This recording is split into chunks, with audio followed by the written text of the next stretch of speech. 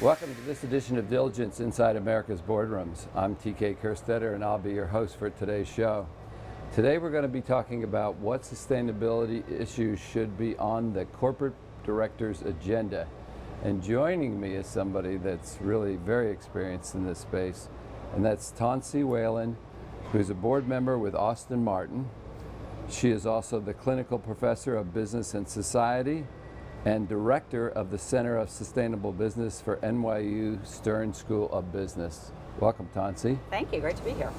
So first of all, you have a great background in sustainability, organizations, leadership, through most of your career. It's no surprise that you ended up on a college campus sort of leading the way. But I think that when we talk about sustainability or ESG or any of those things, I'm worried that there's so many definitions or self-definitions or whatever.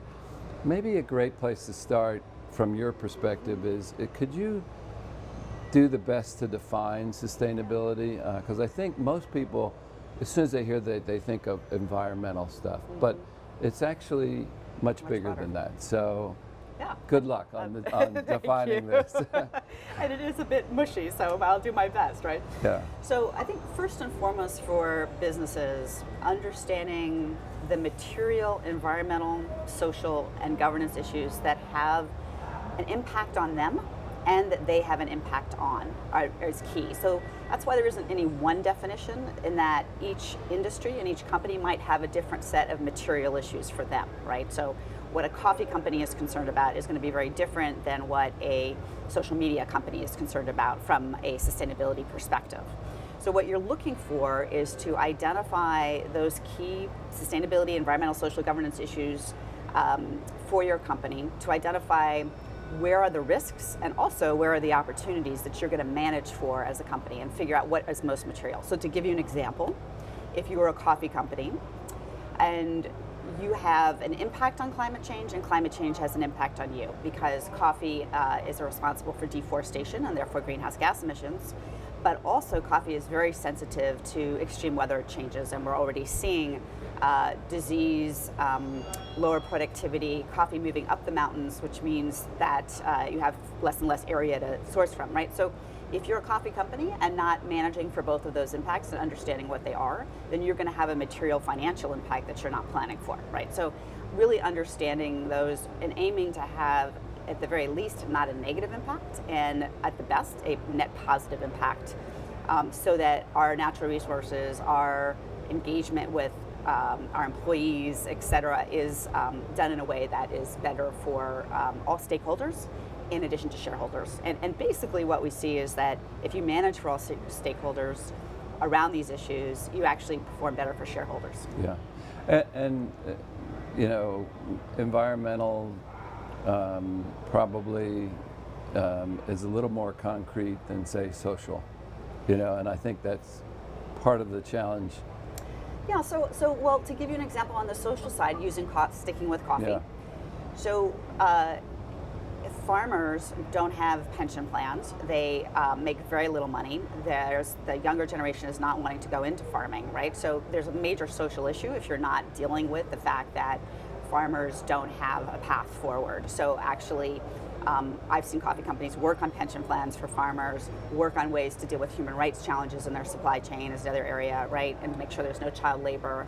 So again, those social issues are critical. And then looking at your company yourself in terms of employee diversity and inclusion, right, is part of sustainability. It's looking at quality jobs as well, and how you're defining that as well. So there's a variety of different ways in which the social side, and then we're also looking in this age of social media, on the governance and social side are issues of data privacy and so on too. So it'll be certainly a challenge for management to weave this into their strategic plans and their compensation plans, but we want to look at it from the board's perspective. So if you had to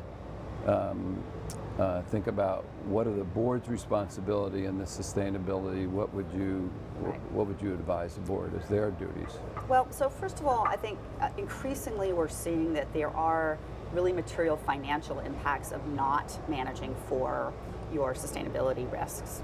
So understanding what those material sustainability risks are, as well as the opportunities, is really critical for the board for their particular company and industry. And they can understand that through looking at SASB, the Sustainability Accounting Standards Board, has identified material ESG issues for each that have material financial impacts for each industry. And there's also something called the Global Reporting Initiative that looks at a broader stakeholder view of what those material issues are.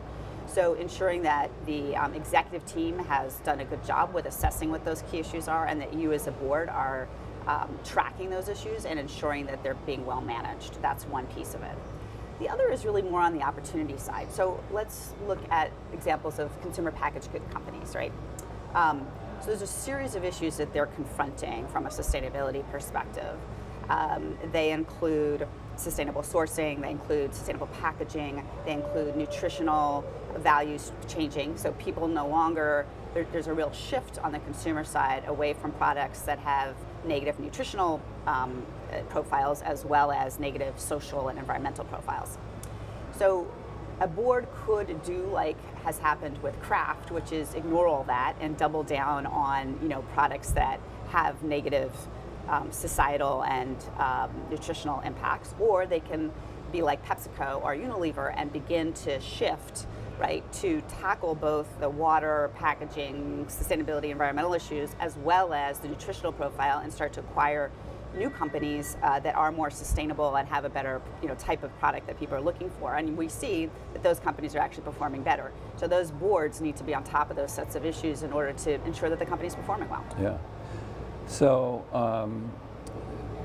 this year, Larry Fink and BlackRock sent out their infamous CEO letter that he sends out every year, and this year it's sort of zeroed in on purpose, and people translated that to be a move from the strictly shareholder-centric sort of model into this sense of purpose.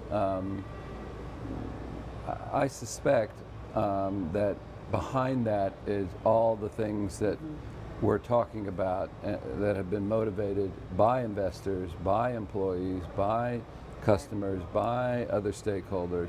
So is that sort of your take on the movement, if you will? Because in some ways, and I just had Doug Shaw and Paul Washington from the conference board in some ways they felt that this was coming up, that this position by the Business Roundtable had come up in the past, and then it went away, and then it would come up, and then it would go away. And now they say it's here again. But my point to them was, it's here in a big way now, though. It's not, there's a lot of movement, on this. So what's your take on sort of both this purpose thing and then the sort of movement behind it? Yeah. Well, I think Larry Fink's letters have pointed out that government is no longer taking a leadership role in a lot of societal challenges, and that increasingly people are holding business accountable for those, for leadership around societal challenges. And that employees, the millennials and Generation X, want to work for companies who are purposeful. They want to have meaning in their life. And we're also seeing that those companies that have a broader stakeholder orientation, where they are aiming towards having a broader purpose, do have longer staying power, right? And potentially and hopefully better returns for shareholders. So I think that focus on purpose is a sort of catch-all way to actually pull together all these different strands of people saying we need to manage for more than shareholders, for all our stakeholders. We need to manage for these material, environmental, social, governance issues, and we need to take leadership as business to solve for some of the big global challenges. And on solving for those challenges like climate change or societal inequity, there's major business opportunities. I mean, when you look at the UN Sustainable Development Goals report the business did, there's $12 trillion of business opportunities and businesses going after solving those challenges, right? So I think it's an exciting time to think about really what business has always been about, which is solving for problems for people or creating opportunities for people. It in the past has not been just about making a profit. A profit is secondary, right, to actually the service that they're providing or the product that they're providing. And I think this is getting us back to that profits are clearly important. But if you put them before everything else, then you lose sight of what it is you're supposed to be doing as a company.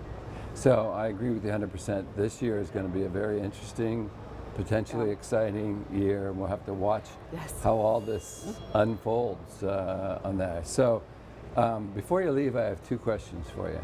First one's an easy one. Does the university offer programs around sustainability for sort of the executive education and stuff like that? Yes, we do. So I lead an executive education course on corporate sustainability and also one on corporate sustainable finance, and as well have an online learning certificate that people can take over the course of the semester. We also do research where we collaborate with businesses around looking at the return on sustainability investment and monetize actually the ROI on what they're doing around sustainability. So we have a lot of partnerships with business in a variety of different research projects. And the students get involved in the students get involved in that too. And we also have students looking for sustainable business or internships and fellowships and so on.